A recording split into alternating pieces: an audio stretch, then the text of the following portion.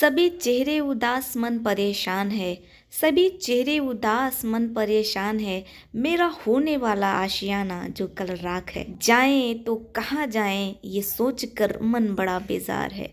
जाएं तो कहाँ जाएं ये सोच कर मन बड़ा बेजार है। बिखरने के लग रहे मुझे पूरे आसार हैं। आइए जानने का प्रयास करते हैं कि कौन है ये मतुआ समुदाय के लोग जिनका आधार कार्ड निलंबित किया जा रहा है। मतुआ समुदाय के लोग पूर्वी पाकिस्तान से आते हैं। मतुआ संप्रदाय की शुरुआत 1860 में अविभाजित बंगाल में हुई थी। मतुआ महासंघ की मूल भावना है चतुर्वर्ण ब्राह्मण क्षत्रिय वैश्य शूद्र की व्यवस्था को खत्म करना। हरिश्चंद्र ठाकुर के वंशजों ने मतुआ संप्रदाय की स्थापना की थी। नॉर्थ 24 परगना जिले ठाकुर परिवार का राजनीति से लंबा संबंध रहा है। सन 1971 में नाम शूद्र समाज के लोगों की संख्या राज्य की कुल आबादी की 11% थी। सन 2011 में यह बढ़कर 17% तक हो गई। 1.5 करोड़ की आबादी नाम शूद्र समाज की है। नाम शूद्र के अलावा दूसरे दलित वर्ग भी मतुआ संप्रदाय से जुड़े हैं, जिन लोगों का आधार कार्ड निलंबित किया जा रहा है। 3 करोड़ के लगभग वोट बैंक में है मतुआ संप्रदाय। 50 से ज्यादा विधानसभा सीटों पर इस मतुआ समुदाय की पकड़ है। ममता बनर्जी ने 10 करोड़ रुपए के एक विकास बोर्ड की भी घोषणा की है। 5 करोड़ के अलग विकास बोर्ड भी बनाए और बौरी और बागड़ी दलित जातियों के लिए। देश के विभाजन के बाद से मतुआ मात्र शूद्र समुदाय के एक बड़े हिस्से को नागरिकता की समस्या से जूझना पड़ रहा है। उनको वोट का अधिकार तो मिल गया था, लेकिन नागरिकता का मुद्दा अभी भी बाकी है। देश के विभाजन के बाद इस समुदाय के कई लोग भारत आ गए थे। बाद में पूर्वी पाकिस्तान से लोग आते रहे। इस समुदाय का प्रभाव उत्तर बंगाल में सबसे ज्यादा है। लगभग 3 करोड़ लोग इस समुदाय से जुड़े हैं या इसके प्रभाव में आते हैं। ऐसे में विभिन्न राजनीतिक दलों के लिए यह एक वोट बैंक रहा है। पश्चिम बंगाल की मुख्यमंत्री ममता बनर्जी ने प्रधानमंत्री नरेंद्र मोदी को पत्र लिखा है, जिसमें राज्य के लोगों के आधार कार्ड के डीएक्टिवेशन निलंबित होने का मुद्दा उठाया है। उन्होंने पत्र में पीएम नरेंद्र मोदी से पूछा है कि ऐसा क्यों हो रहा है। उन्होंने कहा कि अनुसूचित जाति, अनुसूचित जनजाति और बैकवर्ड क्लास के लोगों के आधार कार्ड क्यों निलंबित किए जा रहे हैं। ममता बनर्जी ने कहा है कि इस कदम से बंगाल के लोगों में हाहाकार मच गया है। भावुक हुई ममता बनर्जी ने यहाँ तक कह दिया है कि आधार कार्ड निलंबित करना मानवता के खिलाफ है। यह किसी भी प्रकार से मानवता के अंतर्गत नहीं आ रहा है।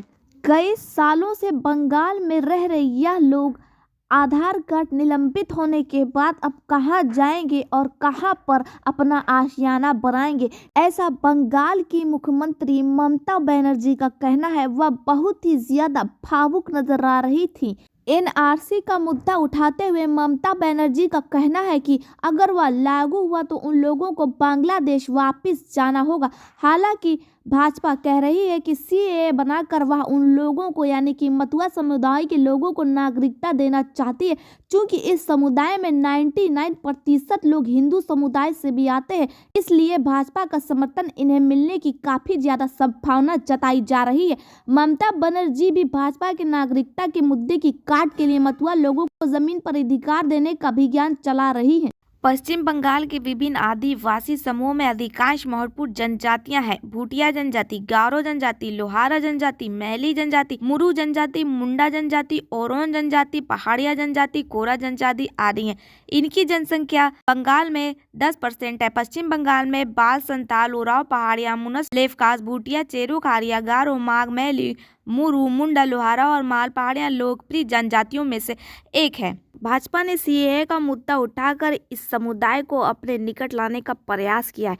मतुआ समुदाय को वामपंथी दलों का समर्थन मिलता रहा है और बाद में यह समुदाय ममता बनर्जी के निकट रहा। बीजेपी ने 2019 के लोकसभा चुनाव के पहले इस समुदाय से जुड़ना शुरू कर दिया था। बीते लोकसभा चुनाव के पहले प्रधानमंत्री नरेंद्र मोदी इस समुदाय के प्रमुख ठाकुर परिवार की प्रमुख वीणा पाड़ी देवी बोरोमा का आशीर्वाद ले अपने चुनाव का अभियान शुरू किया था। इस परिवार का मतुआ समुदाय पर काफी प्रभाव है।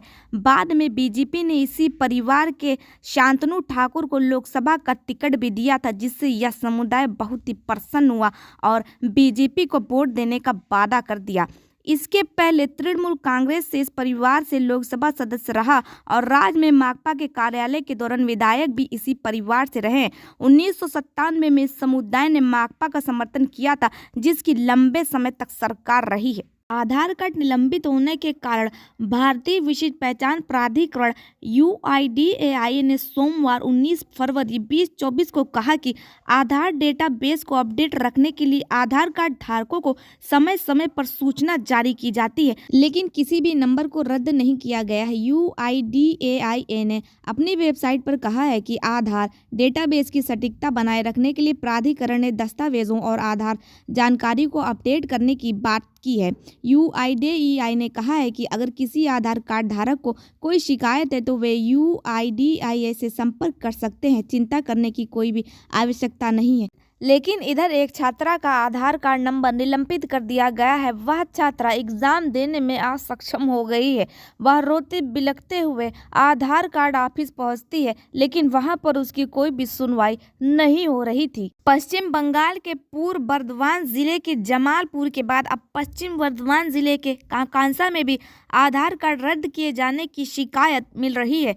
कांसा थाने इलाके के बनकाटी ग्राम पंचायत इलाके के 11 माइल की रहने वाली स्नातक की एक छात्रा का भविष्य उधर लटक गया है। आधार कार्ड रद्द होने से बीरभूम जिले की छात्रा कवि जयदेव महाविद्यालय के प्रथम वर्ष की छात्रा है। कॉलेज की परीक्षा का फॉर्म वह नहीं भर पाई। कुछ महीनों बाद ही उसकी परीक्षा होने वाली है। कुछ दिन पहले आशा विश्वास फॉर्म भरने वह गई थी। आधार कार्ड नंबर के साथ परीक्षा फॉर्म भरते समय उसे पता चला कि उसका आधार कार्ड रद्द कर दिया गया है।